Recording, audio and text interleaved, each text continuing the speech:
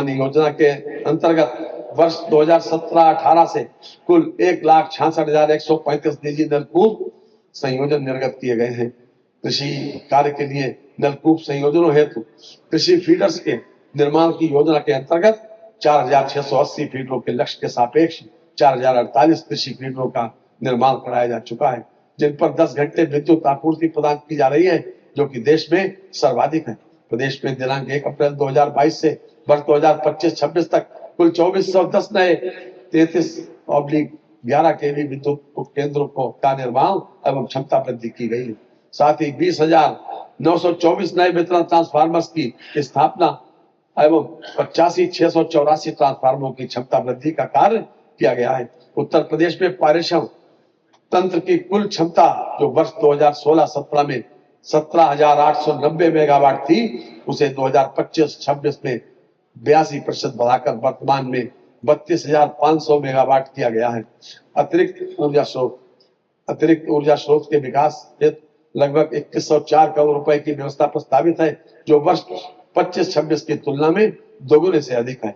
उत्तर प्रदेश सौर ऊर्जा नीति 2022, उत्तर प्रदेश राज्य जैव ऊर्जा नीति 2022 एवं उत्तर प्रदेश ग्रीन हाइड्रोजन नीति 2024 के अंतर्गत 5 वर्षों में 22,000 मेगावाट विद्युत उत्पादन का लक्ष्य रखा गया है। पीएम कुसुम सूर्य घर योजना प्रदेश में सघन रूप से संचालित है। इस हेतु 1,500 करोड़ रुपए की व्यवस्था प्रस्तावित है। अयोध्या एवं मथुरा सहित 17 नगर निगमों को सोलर सिटी के रूप में विकसित किया जा रहा है। ग्रामीण क्षेत्रों में अब तक प्रदेश में लगभग 5.20 लाख सोलर स्ट्रीट लाइट संयंत्रों की स्थापना कराई जा चुकी है। उत्तर प्रदेश राज्य जैव नीति 2022 के अंतर्गत प्रदेश में 36 सीबीजी संयंत्रों की स्थापना कराई जा चुकी है, जो देश में सबसे अधिक है।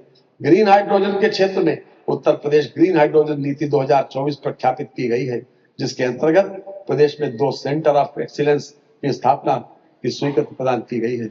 आवास एवं शहरी नियोजन हेतु 7,705 करोड़ रुपए की व्यवस्था प्रस्तावित है। मुख्यमंत्री शहरी विस्तारीकरण नए शहर प्रोत्साहन योजना हेतु 3,500 करोड़ रुपए की व्यवस्था प्रस्तावित है। इस योजना के अंतर्गत मेरठ में 35 वर्ष, आगरा में 33 वर्ष, लखनऊ में 22 वर्षों बाद नई आवासीय योजना तथा बुलंदशहर में प्रथम बार औद्योगिक योजना लॉन्च की गई है। काशी विंध्य क्षेत्रीय विकास प्राधिकरण का गठन किया गया है, जिसके अंतर्गत समाहित जनपदों जौनपुर, चंदौली, गाजीपुर, मिर्जापुर, भदोही एवं सोनभद्र को समेकित नियोजित विकास संभव हो सकेगा। प्रयागराज चित्रकूट क्षेत्रीय विकास प्राधिकरण का गठन भी प्रक्रियाधीन है। रीजनल रैपिड ट्रांजिट सिस्टम के अंतर्गत दिल्ली, गाजियाबाद, मेरठ नमो भारत ट्रेन का संचालन प्रारंभ हो चुका है। लखनऊ विकास क्षेत्र तथा प्रदेश के अन्य सभी विकास प्राधिकरणों के विकास योजना के अंतर्गत विभिन्न अवसंरचना कार्यों हेतु 800 करोड़ रुपए की व्यवस्था प्रस्तावित है। मेरठ, मथुरा, वृंदावन एवं कानपुर विकास प्राधिकरण के अंतर्गत अवस्थापना सुविधाओं के विकास की नई योजना हेतु 750 करोड़ रुपए की व्यवस्था प्रस्तावित है। नई योजना सिटी इकोनॉमिक रीजन हेतु 100 करोड़ रुपए की व्यवस्था प्रस्तावित है। अयोध्या के सर्वांगीण विकास हेतु 100 करोड़ रुपए की व्यवस्था प्रस्तावित है। मुख्यमंत्री युवा उद्यमी विकास अभियान हेतु 1,000 करोड़ रुपए की व्यवस्था प्रस्तावित है। योजना के अंतर्गत प्रतिवर्ष 1 लाख सूक्ष्म उद्यमों की स्थापना का लक्ष्य है, परंतु आवश्यकता अनुसार इसे बढ़ाया जाएगा। मुख्यमंत्री युवा स्वरोजगार योजना हेतु 225 करोड़ रुपए की व्यवस्था प्रस्तावित है। एक जनपद एक व्यंजन जो एक नई योजना है के लिए 75 करोड़ रुपए की व्यवस्था प्रस्तावित है। हथकरघा एवं वस्त्रोद्योग की योजनाओं के लिए लगभग 5,041 करोड़ रुपए की व्यवस्था प्रस्तावित है, जो वर्ष 2025-26 की तुलना में 5 गुने से अधिक है। वित्तीय वर्ष 2026-2027 में वस्त्रोद्योग के क्षेत्र में 30,000 रोजगार सृजन का लक्ष्य है। प्रदेश के गारमेंटिंग हब बनाने हेतु पीएम मित्र पार्क योजना के अंतर्गत विश्व स्तरीय मेगा टेक्सटाइल पार्क की स्थापना कराई जा रही है।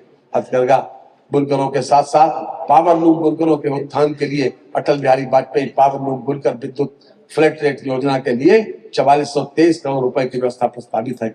उत्तर प्रदेश वस्त्र एवं गारमेंटिंग पॉलिसी 2022 से 150 करोड़ रुपए की व्यवस्था प्रस्तावित है। खादी एवं ग्राम उद्योग मुख्यमंत्री ग्राम उद्योग रोजगार योजना के अंतर्गत वर्ष 2026-27 में 800 इकाइयों को 40 करोड़ रुपए बैंक ऋण से नए उद्यम स्थापित कराकर 16,000 लोगों को रोजगार उपलब्ध कराए जाने का लक्ष्य है।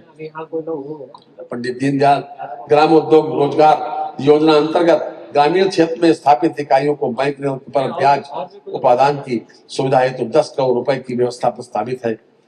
कंबल उत्पादन केंद्र खजरी गोरखपुर के आधुनिकीकरण की नई योजना प्रस्तावित की जा रही है, जिसके लिए 7 करोड़ 50 लाख रुपए की व्यवस्था प्रस्तावित है। उत्तर प्रदेश माटी कला बोर्ड द्वारा माटी कला के परंपरागत कारीगरों के चौमुखी विकास हेतु संचालित माटी कला समन्वित विकास कार्यक्रम के लिए 13 करोड़ रुपए की व्यवस्था प्रस्तावित है। आईटी एवं इलेक्ट्रॉनिक्स की योजनाओं के लिए 2059 करोड़ रुपए की व्यवस्था प्रस्तावित है, जो वर्ष 2025-26 की तुलना में 76% अधिक है।